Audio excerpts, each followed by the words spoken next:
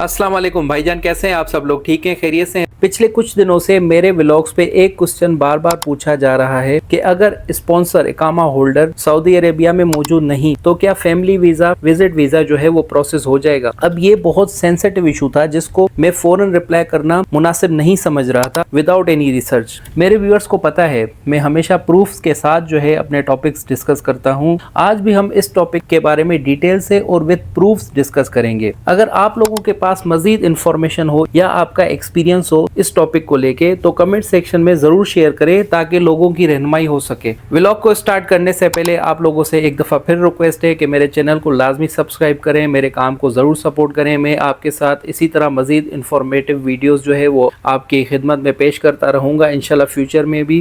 जब मैंने sponsor inside kingdom वाले टॉपिक को लेकर रिसर्च शुरू की इंटरनेट पे तो गूगल में तो साफ साफ क्लियरली ये मेंशन था कि अगर आपका स्पॉन्सर जो है, जो इकामा होल्डर है, जो विजिट वीजा अप्लाई कर रहा है, अगर वो किंगडम से बाहर हो तो जो आपका वीजा है मोफा से वो प्रोसेस नहीं होगा। मैं अभी ताशीर की बात नहीं कर रहा, ताशीर को हम इस वीडियो के सेकंड पार्ट में कवर करेंगे। अभी हम बात कर रहे हैं मोफा की, जो हमारा फर्स्ट स्टेप होता है जब हम वीजा एप्लीकेशन अप्लाई कर रहे होते हैं। अब मैं आपको इसका प्रूफ भी दिखा देता हूँ। ये हमारा एक ग्रुप है फेसबुक पे जिसपे एक भाई ने अभी एक पोस्ट शेयर की थी। क्योंकि वो पाकिस्तान में थे तो मिनिस्ट्री की तरफ से, मोफा की तरफ से उनके वीजा पे रिजेक्शन आई है। मजीद भी इस टॉपिक पे मैं लोगों का जो एक्सपीरियंस है वो आप लोगों के साथ शेयर करूंगा, लेकिन उस पे जाने से पहले मैं अपना जो एनालिसिस है इस टॉपिक को लेकर वो आप लोगों के साथ शेयर करता हूँ कि क्यों प्रेजेंस रिक्वायर्ड है इकामा होल्डर स्पॉन्सर की सऊदी अरेबिया के इनसाइड। देखें, मैं ये समझता हूँ, ये मेरा एनालिसिस है, हो सकता है ये गलत भी हो। अगर गलत हो तो आप कमेंट सेक्शन में अपनी राय का इजहार कर सकते हैं, नो इशू। देखें, मैं ये समझता हूँ कि सऊदी अरेबिया की जो वीजा इशूइंग अथॉरिटीज हैं वो इस बात को मेक श्योर करना चाहती हैं कि स्पॉन्सर लाजमी इनसाइड सऊदी हो, ताकि फैमिली मेंबर्स के आने के बाद इन केस उनको कोई भी लीगल इशूज होते हैं तो स्पॉन्सर से ही कॉन्टेक्ट किया जाए। और ये लाजमी है कि वो फिजिकली सऊदी अरेबिया के अंदर मौजूद हो, वरना स्पॉन्सर का बाहर रहकर वीजा अप्लाई करने वाली कंडीशन को लोग मिसयूज भी कर सकते हैं। क्योंकि सब लोग तो इसको पॉजिटिव वे में ही यूज नहीं करेंगे। फेसबुक पे जो लोगों ने अपने कमेंट्स शेयर किए उनका क्या एक्सपीरियंस है वो मैं आपको यहाँ पे दिखा देता हूँ। सबसे पहले तो आप ये देखें, एक भाई ने बताया कि मैंने अपनी फैमिली का मल्टीपल विजिट वीजा के लिए अप्लाई किया कुछ दिन पहले, जिसका जवाब मुझे कुछ इस तरह मिला। अब उनको जवाब यही आया है कि स्पॉन्सर जो है वो सऊदी अरेबिया में मौजूद नहीं है, इसलिए वीजा नहीं दिया जा सकता।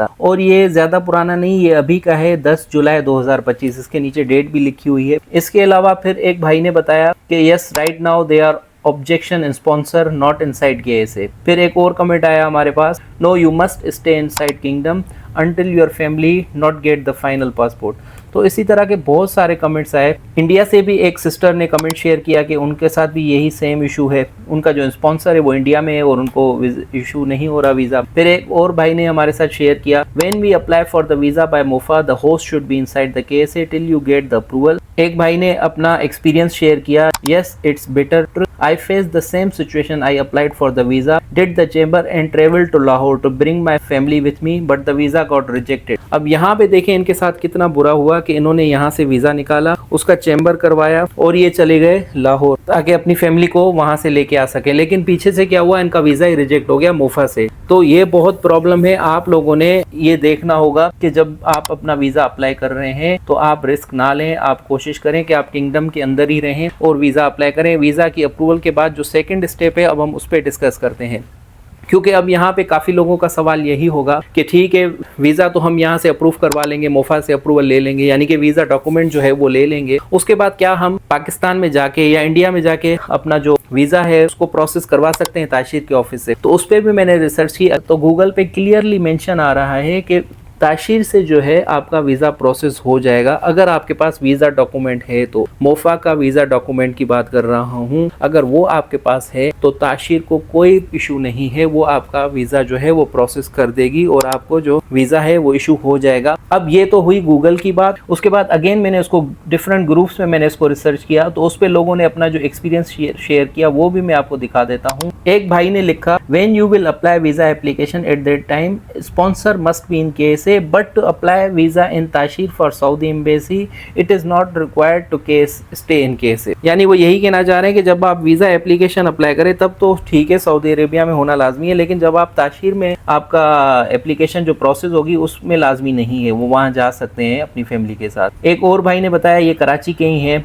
कि वो अपनी फैमिली के साथ ही थे जब वो वीज़ा प्रोसेस करवा रहे थे ताशीर ऑफिस में। एक इंडिया से हैं, उन्होंने भी यही शेयर किया है सेम, कि उन्होंने भी इंडिया में रहते हुए अपना जो वीज़ा है वो प्रोसेस करवाया है। अब यहाँ तक डिस्कशन करने के बाद हमें ये पता चला कि वीज़ा जो है वो सऊदी अरेबिया में रहते हुए आपका प्रोसेस होगा मोफा से, उसके बाद आप उसको ताशीर में जाकर आप उसको प्रोसेस करवा सकते हैं। लोगों के एक्सपीरियंस की बात कर रहा हूँ मैं, लोगों का जो एक्सपीरियंस है वो आप लोगों के साथ शेयर कर रहा हूँ, और इस पर गूगल जो इन्फॉर्मेशन आ रही है मेरे साथ वो आपके साथ शेयर कर रहा हूँ। हो सकता है ये गलत भी हो, इसलिए मैं चाहता हूँ कि आप लोग अपना कमेंट सेक्शन में जरूर एक्सपीरियंस शेयर करें ताकि जो दूसरे लोग हैं उनकी रहनुमाई हो सके। अब इसमें देखें, अगर आप ऑलरेडी ट्रेवल करके जा चुके हैं अपने कंट्री में और आपके पास वीज़ा डॉक्यूमेंट है और आपने ताशीर में अपनी एप्लीकेशन जो है फैमिली विजिट वीज़ा की प्रोसेस करवानी है, तो आपके पास 3 डॉक्यूमेंट्स होने चाहिए। नंबर 1, जो आपको आपकी कंपनी जो है एग्जिट एंट्री वीज़ा देती है, इशू करती है, आपका जो छुट्टी का पेपर होता है उसकी कॉपी आप लगाएंगे अपनी फैमिली विजिट वीज़ा की एप्लीकेशन के साथ। दूसरे नंबर पे आपका जो एग्जिट का स्टैंप होगा, जब आप सऊदी अरेबिया से एग्जिट करके अपने कंट्री में गए तो आपको आपके पासपोर्ट पे एग्जिट का जो स्टैंप होगा, जिस पेपर पे आपका स्टैंप है उसकी आप कॉपी बनाएंगे और वो साथ लगाएंगे। नंबर 3, जब आप पाकिस्तान में पहुंचे या आप इंडिया में पहुंचे